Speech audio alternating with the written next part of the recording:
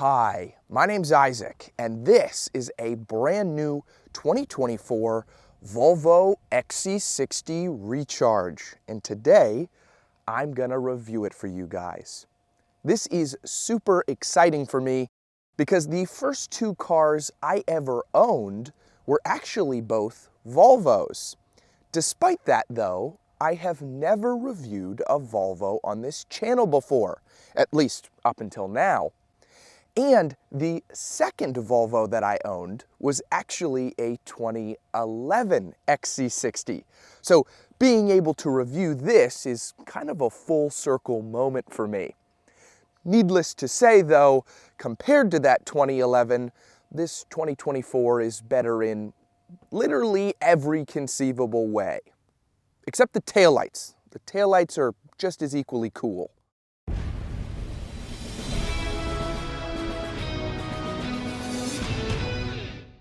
A lot of car manufacturers are known by a defining characteristic.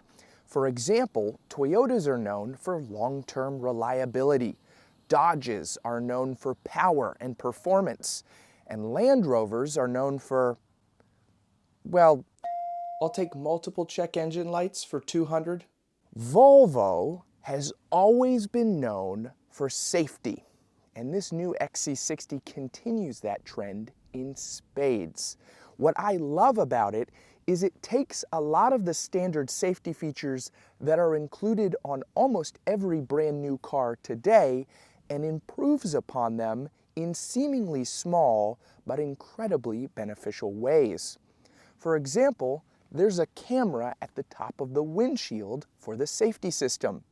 And it actually includes defroster lines in front of that camera. So if you live in an incredibly cold climate, your safety system is still available. There's no compromise there.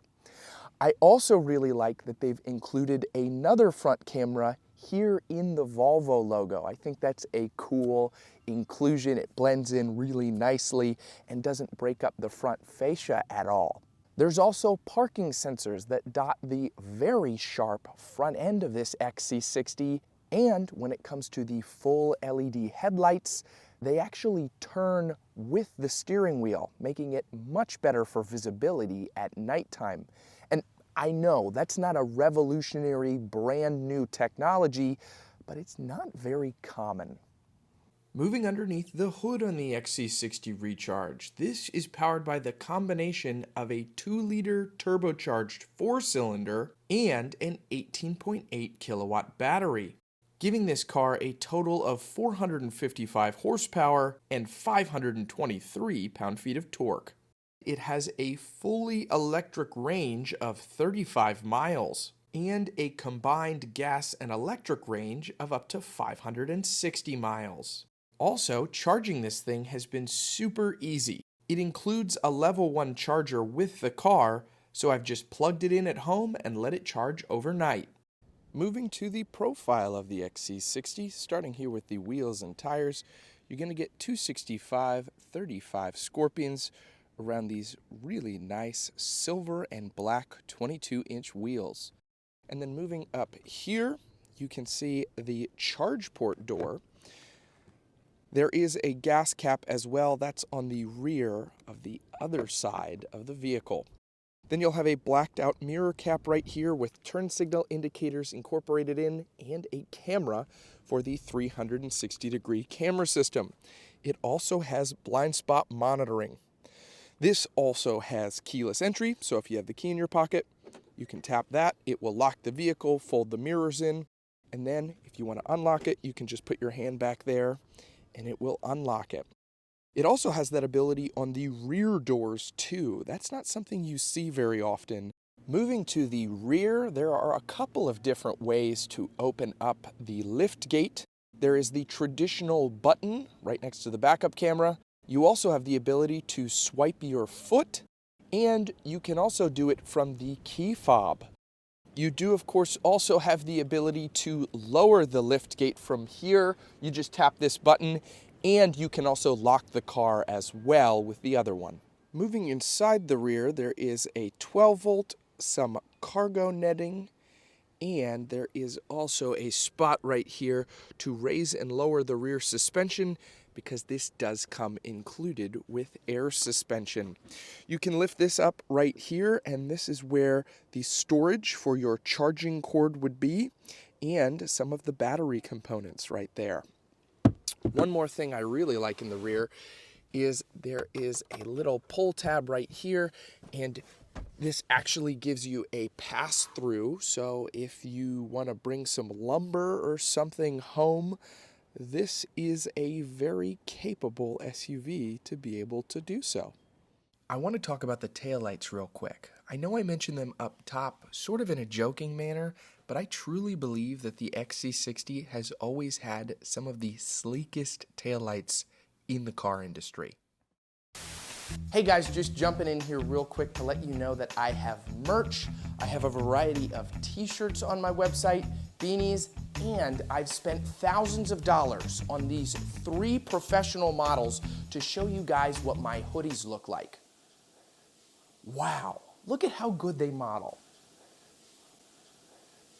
Anyway, if you guys are interested, you can follow the link in the description below. Moving to the interior of the XC60, it is nicely furnished in here. Now, nicely furnished isn't usually a descriptor term you would use for a car's interior. Maybe that's more accurate to a house, but it's really the first thing I thought of when I stepped inside this SUV. It's just really well put together. All the materials feel incredibly premium, and it's a nice place to spend time. Starting here on the door panel, this is soft touch up here. This is even softer touch down here, very plush. And then you'll have your window controls, mirror controls, lock and unlock, and buttons for your memory seat settings. Now, you do have power operated seats, the traditional up, down, back, forward, but there's also a little dial right here with buttons on it. If you spin that dial, it will pull up a visualization of your seat on the screen, and you can adjust the lumbar support, and if you spin the dial, it will adjust the lower leg support right there. That is really neat, and it adds an extra level of pizzazz to the interior. Continuing along here, you're going to get your liftgate button and your gas cap door. And moving up here, let's just take a moment to appreciate how nice the Bowers & Wilkins speaker grille is. I mean, just incredibly premium. Moving to the steering wheel right here, it is very nicely wrapped, incredibly comfortable. This is heated, and then you have your buttons for the radar-guided cruise control right here, and then your volume, Bluetooth, and channel changing. There is not a ton to talk about in this fully digital gauge cluster screen. Being fully digital, you'd think it would be very customizable, but it's pretty simply laid out. You'll have your digital speedometer, your gears, temperature, it'll tell you if your headlights are on, the standard stuff, and then if you hit this center button right here, that will tell you your trip and how many miles you have on the odometer, but frankly, very laid back, not a ton to talk about. You do have GPS displayed in the center right there through Google Maps, and if you don't want that, you can just tap this button down here and it goes away. But it is not incredibly advanced. It doesn't change or do any different graphics. I do appreciate that simplicity, which appears to be the whole vibe of this car that Volvo is going for. Though I do wish there was maybe a little bit more customization options in the screen. And then moving to the center of the dash, you will have another Bowers & Wilkins speaker. Yes, the floating orb is a speaker for the sound system. And then moving further down the front right here, you'll have your infotainment screen. Now this infotainment screen controls quite a lot on this car. For starters, there's some cool built-in apps like YouTube. Ah, well, you look at that. If you're in park, you can watch YouTube videos, which I think is really neat. Though, if you put it into drive, it does turn off that display for safety. And then you'll additionally have Google Maps. You can pull it up on this screen, but it is, as I previously mentioned, available on this gauge cluster screen.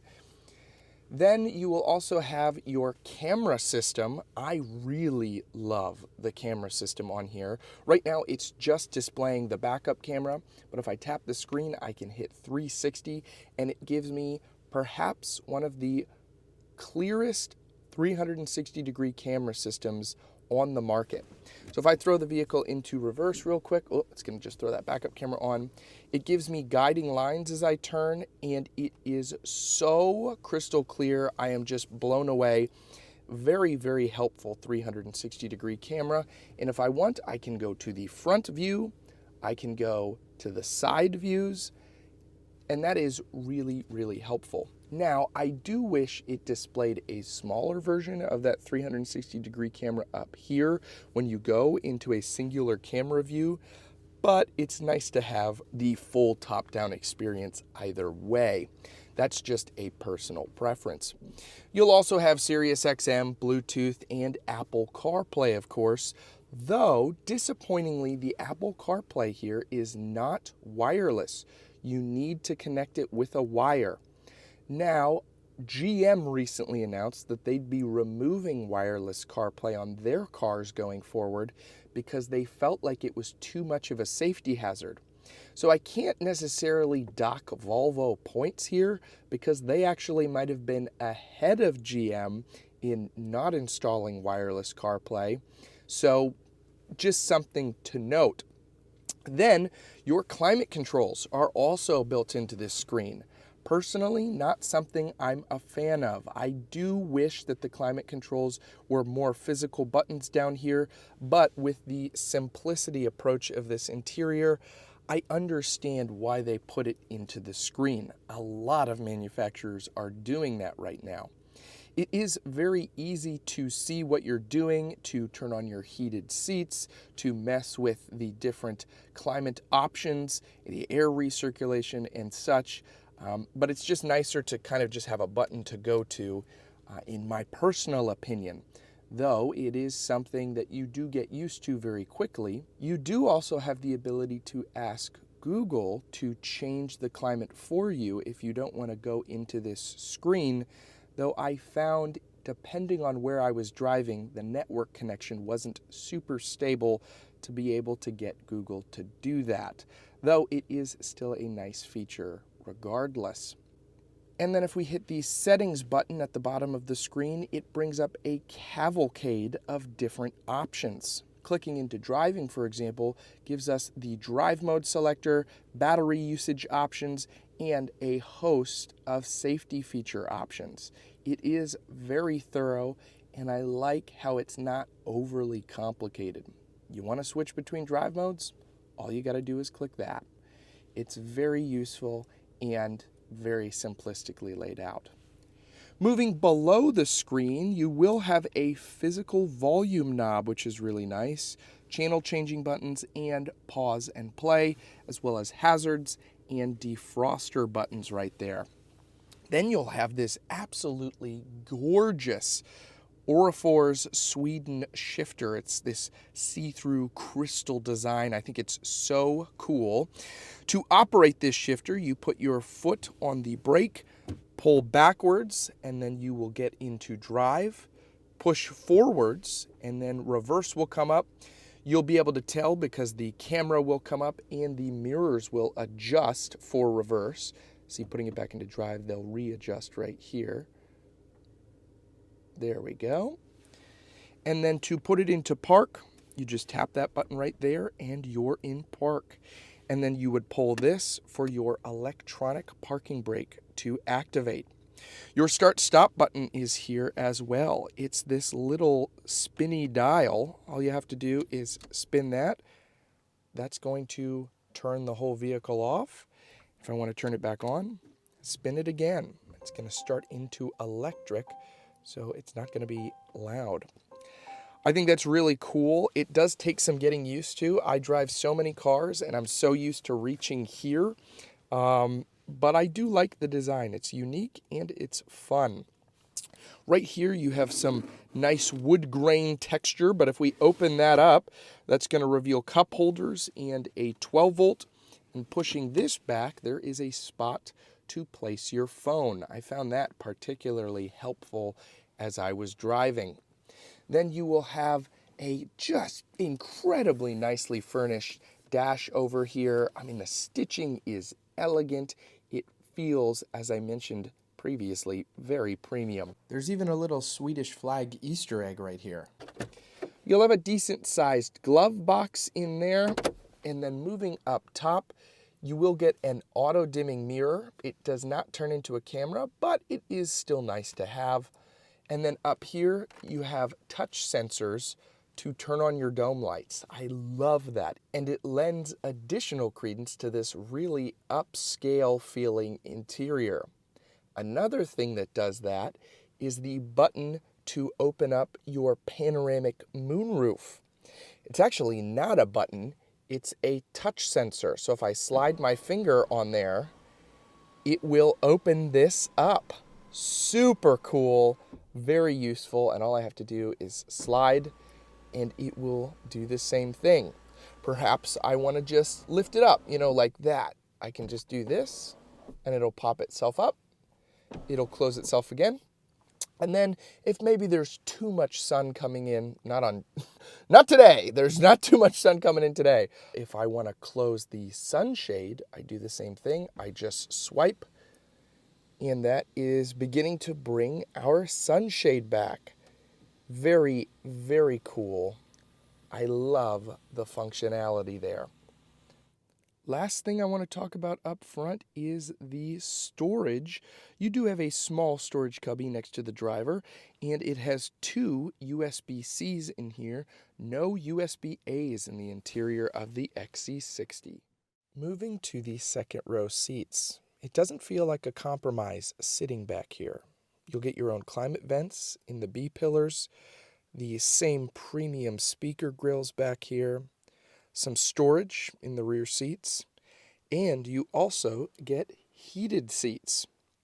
In addition to that, you'll have a spot for charging, 2 more USB-Cs, and you can fold this down if you don't have anybody in the middle.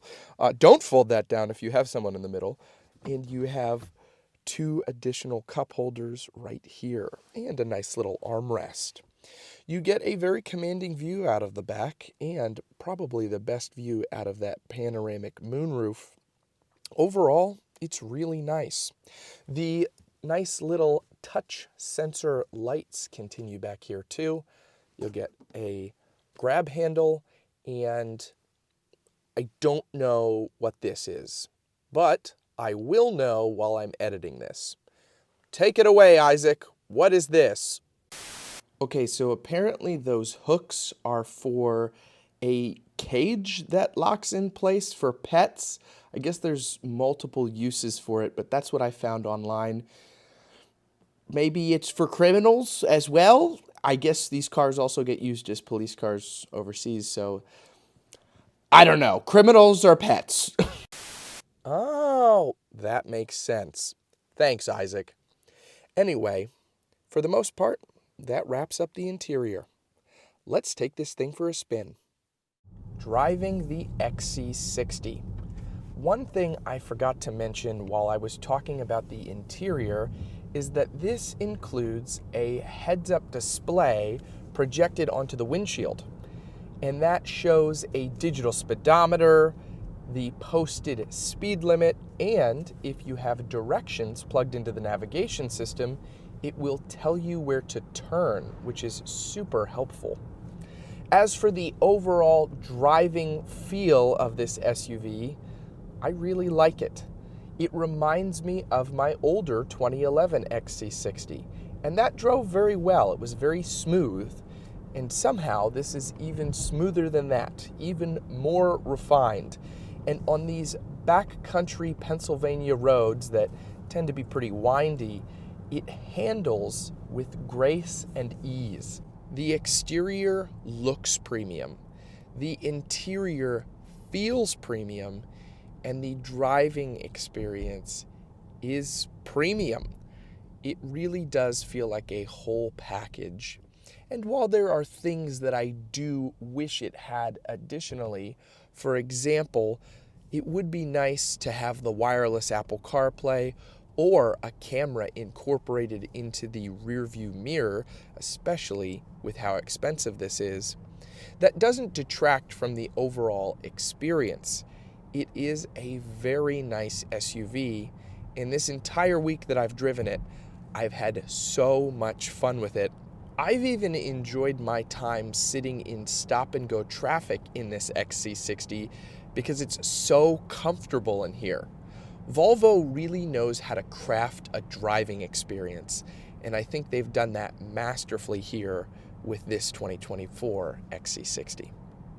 That's pretty much gonna wrap up my review of this car. I really hope you guys enjoyed. Before I go though, I'd like to mention that I'm a Christian, and if you have any prayer requests, I would love to be able to pray for you guys. You can leave those requests in the comment section below. And lastly, I like to close out on a weekly scriptural reading. This week, I have Proverbs 17:17. A friend loves at all times, and a brother is born for adversity. All right, guys, I'll see you next time. Take care.